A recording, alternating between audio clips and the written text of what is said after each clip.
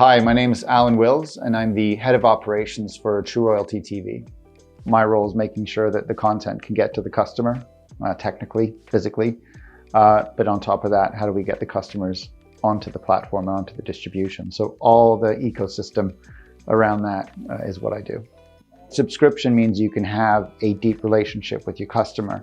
And as we found, there's a lot of people willing to pay for quality, curation, collections. And so that's essentially what we built, is a curation of the best royal content in one place. And even if some of that content's sitting on other channels or even on YouTube, people just really like to come to a nicely organized place and they're willing to pay a subscription. So that's why we went for a subscription model. So in the beginning, we had a lot of assumptions about our business in terms of where our customers would come from, what currency, what region.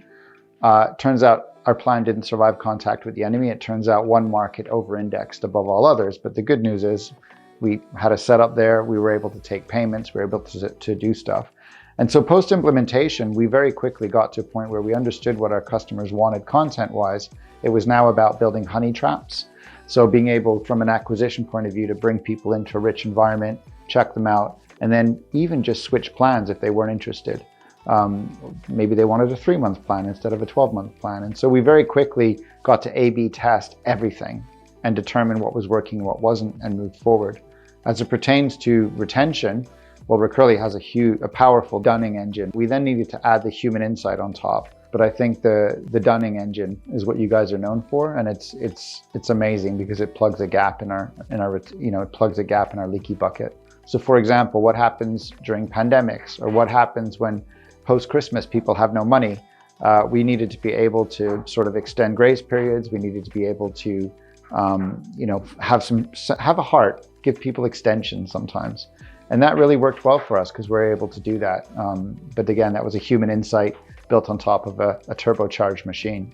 There's a bunch of other tools I can use around Recurly that benefit me in a big way. I'd have to say in the early days, the biggest impact was the commercial structure, because we could get out for a decent price. And then now that we're scaling, there's tiers that we can hit that mean the business can grow without too much cost being incurred. So I think the commercials were groundbreaking for us to start with, and now they get better as we grow. From the top of the funnel all the way to the bottom. So from getting someone into our system and then capturing them and getting their billing details off them, all the way to retaining them, winning them back if they leave.